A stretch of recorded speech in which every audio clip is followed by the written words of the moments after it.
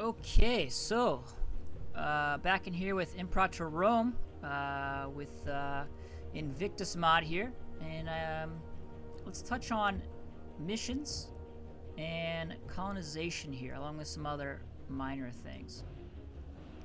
So in the game, there are mission trees. If you're familiar with Imperator, or not Imperator, Europa Universalis, and Hoi 4 also has mission trees. Some nations have more than one mission tree, and the mod adds quite a bit of mission trees as well for different nations. You can only have one mission tree active at once.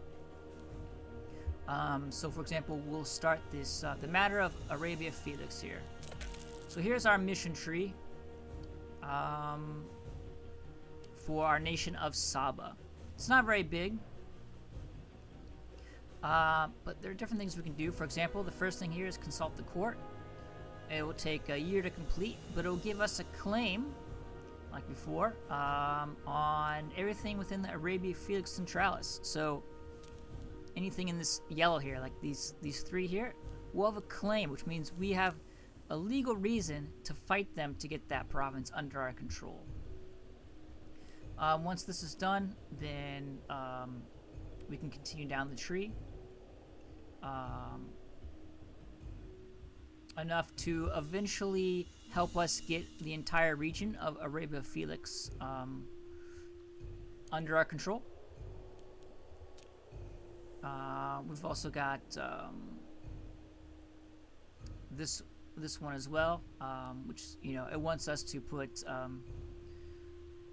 we need to own some of the provinces in this area. So yeah, that'll be, you know, that'll continue along with getting the the thing. It's good to kind of check on the mission tree. You know, kind of, it helps you build your nation, or gives you a purpose. Like, okay, what am I gonna do next? Okay, I'll attack, you know, someone else to, you know, because I get a CB, and then from there I can work on my nation, and from there, you know, it gives you like a goal to work towards.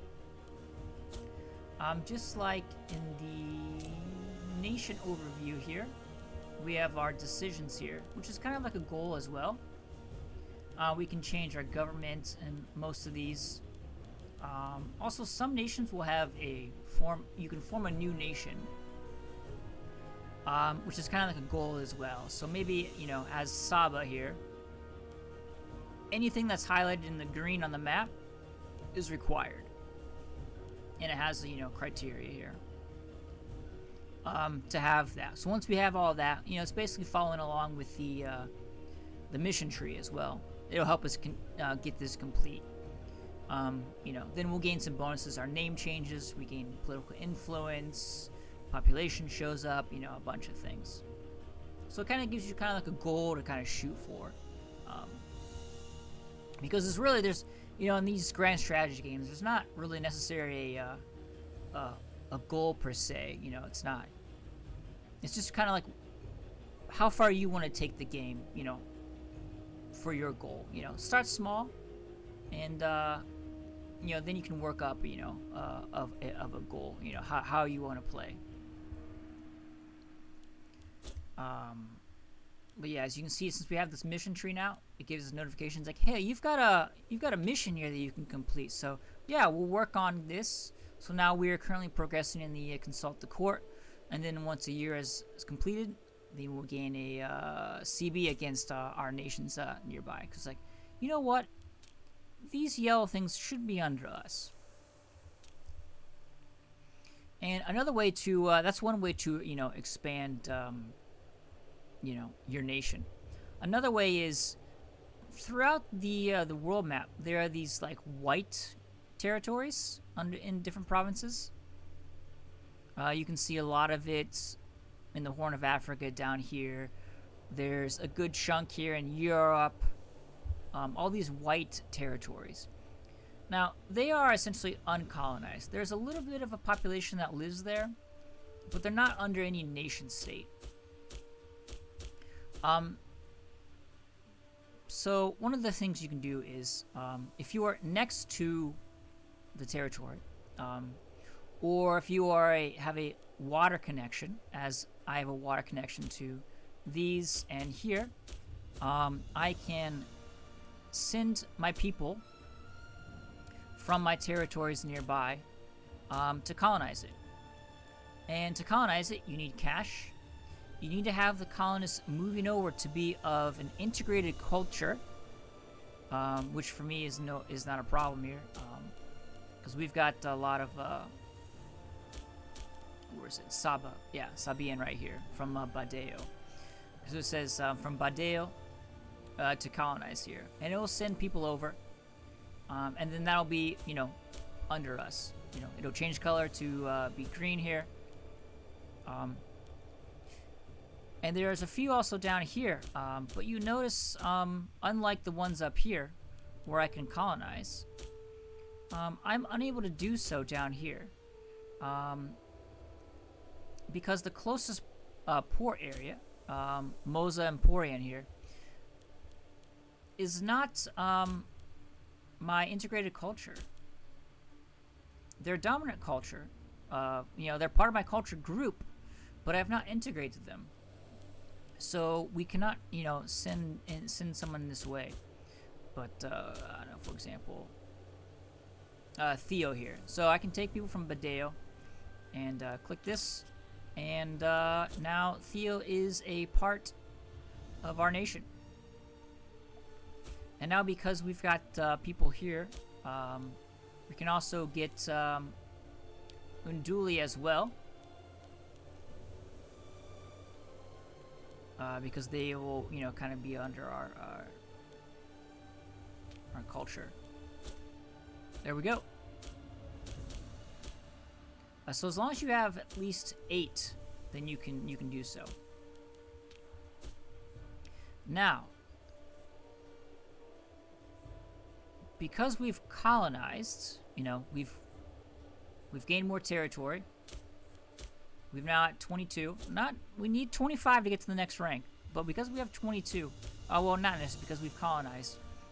You see, we've got a new message on the top here. We lack a governor.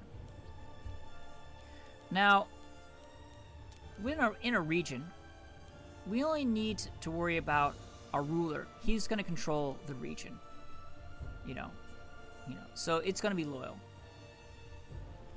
But now, because we have territory in a different region, we will need someone to, control that for us. So we would need a governor now for these 2 territories. So we can appoint a governor, just like, anybody else in our council, and they will rule for us. So you can see here, Shara-san. He's got incapable. So if he's a governor here, he's less citizens will produce stuff. So we don't want that. And we can see their finesse and martial. So probably Yashka would be our best governor. Now, as a governor, they're not always loyal, which is an issue. Because whenever you go to war, as now we have a different region now, if they are not loyal, you will not be able to raise their levies. Also, if in a civil war, if they're not loyal, they can also break away from you and fight you. So keep that in mind. It's probably good to just kind of stay within the one region. Consolidate that so you have a, before spraying to a different region. Because if you're very small in your region, and then you go to a different region, and you appoint a governor, and if they've got a lot of territories as well, they may think, why should I listen to you? I'll just break away. I can form my own nation, or I'll try to take it all for myself, and then you're in a civil war. So it's probably good, especially playing as Saba here. not to spread to these other regions until you've got a good, I'd say, at least this whole section here of Arabia under your control. The rest of it that stretches over here, is not as to worry about, but it's this main section here. And the last thing I want to cover is some of these. You've got impossible terrain throughout the world map. You can't colonize it. It's just like desert or mountains. You can't walk through it. You just have to walk around it. But some of them, if we go into this map mode here, Barbarian Power map mode, they're spread out throughout the world, and they have a possibility to basically pop up. Essentially, they act as like rebel armies that you have to deal with if they gain enough power. So they gain power over time. And a way to decrease that power is to civilize your nation. If I can find, I'm not sure if there's, yeah. So all these are, I'm looking for a different number as well. Here's a 10 and a 4.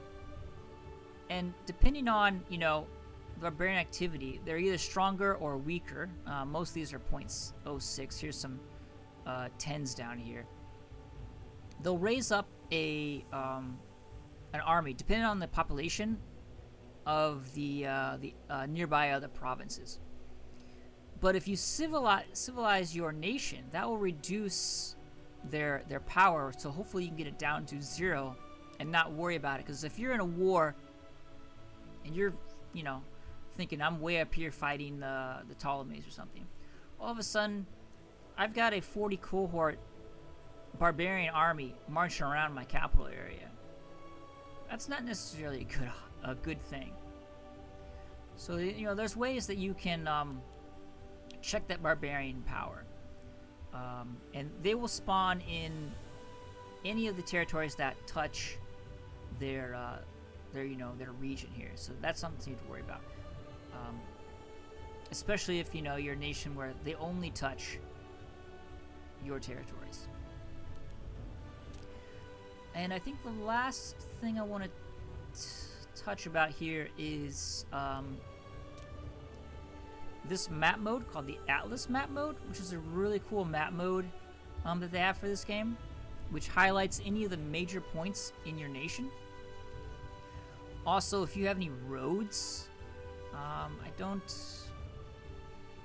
yes. So Rome has a road network right here. So you can see when you make your own roads, it'll show up on the map as well, which is just a really cool feature. Yeah, and then it shows anything that's important in your nation. It doesn't really do much other than just looks really cool.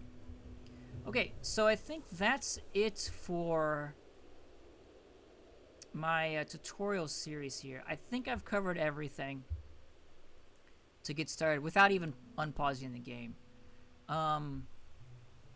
Yeah, this is my first try to make a tutorial series. I've done others where I kind of talk about as I play the game, compared to this where I just talked about kind of setting yourself up to play the game at your own pace later on. So I may have forgotten things. Hopefully nothing super big and important, but all the main stuff to get you started using Imperator Rome and the Invictus mod. So hopefully this helps someone. Hey, if I help at least one person with this, then I feel I did a good job. Yeah, I don't know. we'll see if I make more of these later on. I would like to do one dealing with the tribal stuff as well later on, but I'm not too familiar with that. I've only done too much. I've done mostly with monarchy stuff and republics in my different runs. Not too much with the tribes. But yeah, maybe I'll try one of those later on for a different reason. So yeah, that'll be it for this tutorial series, and I hope you got something that you learned from it and can make you a better player.